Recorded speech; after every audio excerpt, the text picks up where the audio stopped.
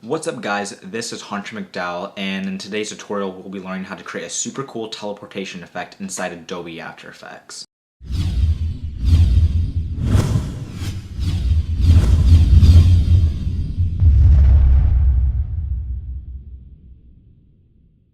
The three things you will need for today's tutorial is obviously a camera, a person, and After Effects. Now if you don't have After Effects, it will be the first link in the description below. You can download a free trial or you can get it yearly, which is around $299 a year.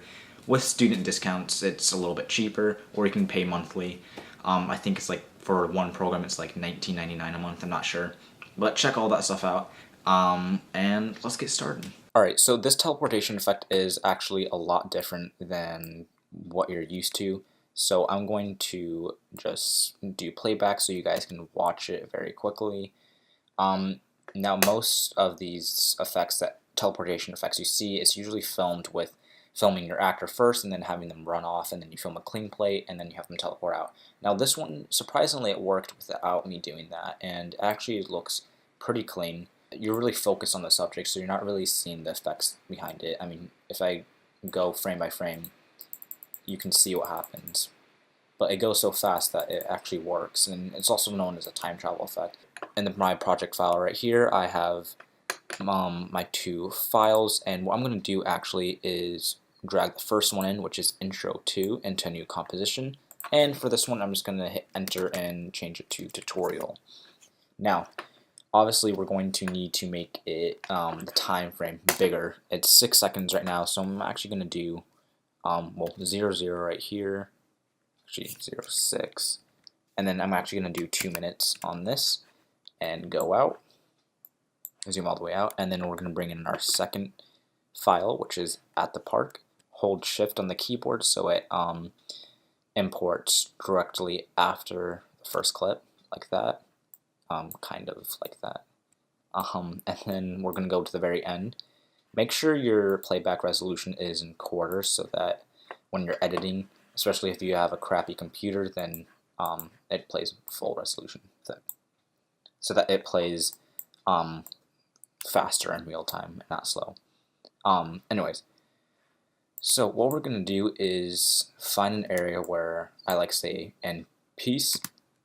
So right there, and then we're going to do Shift Command D, which splits the layer, and for this one I'm going to type in teleport and change the color to my roto, which is blue, and we're going to do 1, 2, 3, 4, 5, 6, 7 frames, and then split that layer, delete it, and then bring this frame in.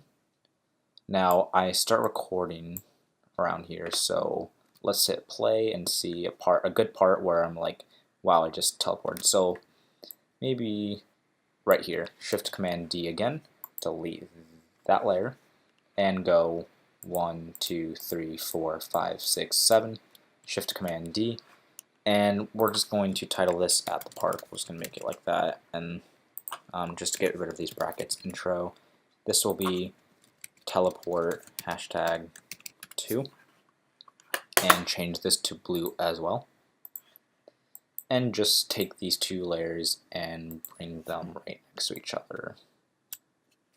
So let's zoom in here using the plus and minus. And so what I always like to do first of all is do B to trim that, and B and N, and then before I like to add the effects in, I just want to see how it transitions in between the two clips so that I can adjust it any way I want to. So that actually looks pretty cool. The transition is smooth, and so now what we can do is go ahead and work on the effect. So for the first teleport, we're going to go into Effect, go into Distort, and go all the way down and find Optics Compensation. Now for this, we are going to check Reverse Lens Distortion, and we don't need to change this at all. But what we do want to do is make sure the center, the view center, is like maybe on my nose, where it's the center of the frame, so that when we distort it, it distorts right here. So if we move over here, then that looks really bad. So make sure it's in the center of your subject. Do 0 for now. check the stopwatch. So we have a keyframe, hit U on your keyboard so you can show your keyframes, and then go to the very end, which is right here, and we'll go maybe like 100 something. We're gonna go a little way out, so we'll go there, and you can change the center if you want to if it doesn't look good. So maybe right there. So for me, it's 145. That's cool so far. And just to get through this effect faster, I like to, before adding my second layer, I just like to go on to the next teleport and again add in optics compensation. And this time I would do 145. I would start off with a distortion, remember to reverse it, and I would move the subject around, so like this. And that's too much for me. We don't need that much for the second one. And again, stopwatch, and then hit U, go to the end here, and then hit 0. Now we're going to have to fix the center, so hit the stopwatch on the view center, maybe go a few frames here, and fix it right there, go there. So it kind of distorts but also follows the subject. We'll probably have to go a little bit right here, so that's good. Then go back into the first layer, and we're going to go to Effect. We're going to then go into the Blur and Sharpen and check CC Radial Blur. Now for this, you're going to change the type to straight zoom, and the mount keep at 0. And then go to where your keyframe is right here, and then up it to maybe like 50, 60. Don't do it too much, it's just going to look really bad, and it's going to start actually doing a crossfade transition, so it doesn't look too good. So maybe do like 66. And then what we can do is copy the center from the optics compensation onto this blur. So just hit Command C on that, and Command V or Control V on that, like so. And then that looks good.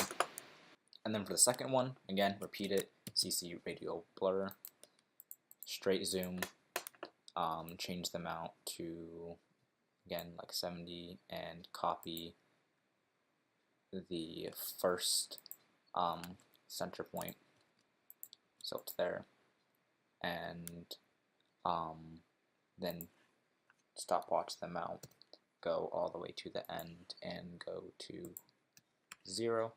Just see what that looks like. This is where we would have to copy those keyframes, so check on the center, go here, just a simple copy and paste, so that the zoom follows the first effect, because you don't want it changing, it would look kind of weird. And then we're almost okay, and so we're like almost at 10 minutes in this tutorial, so I'll get through this part very fast. I won't show it on the second one just to save time. Duplicate this by pressing Command D, change this to displacement, and change the color maybe to like my secondary footage, which is yellow, and I spelled that wrong, displacement, like that. And keep these effects on, just close them like so. Turn on Turbulent Displace by going back into Effect, going down to Distort, and it should be down here, Turbulent Displace. Turn this off for now, and what we're going to do is create a mask around the subject. Now the cool thing is we already have the first layer underneath, so it's not going to solo out the person when we create the mask.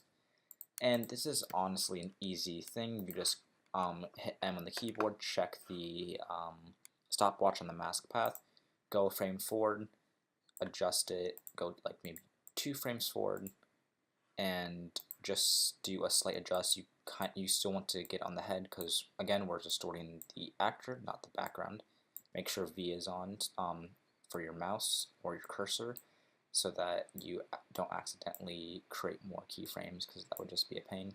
Again, maybe like 1-2 keyframes forward, because this is such a fast effect that you don't need to do frame by frame. Let me zoom out of that real quick, and then yeah, so we have this and that, and almost done here. And then This is definitely where we need to blow it out and fix this. Create the second mask, and now we're going to go back again into the first layer and turn this back on, and see it only affects that. Press F on your keyboard to feather it out. We'll do around 20 pixels, so that looks good. And start off with 0 right here. Hit the stopwatch on amount, size, and evolution. Go to the end. For evolution, do 1x and 245 degrees. And for the end here, we'll do 38 for the amount and 36 for the size. And hit U on your keyboard so you can see that. Close these ones, mask, and this, so it's a little bit cleaner. Go maybe 2 frames forward, and it's just a simple adjustment to your liking. So you don't have to necessarily copy me. You can copy these keyframes if you want to, but I actually would recommend you doing your own, so that you get your look and not just my look.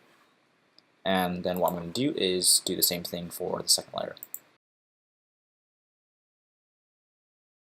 So that is actually a little bit better than what I did in the actual video, but it's pretty cool. Alright y'all, I hope you guys enjoyed that tutorial. If you did, go ahead and give this video a big thumbs up. Go ahead and comment below on any effect or anything you want me to cover in future tutorials. So having your guys' feedback on what you would like to see on this channel is going to push me and make me a better content creator. Join the family by hitting that subscribe button, and I will see you guys in the next video. Peace out.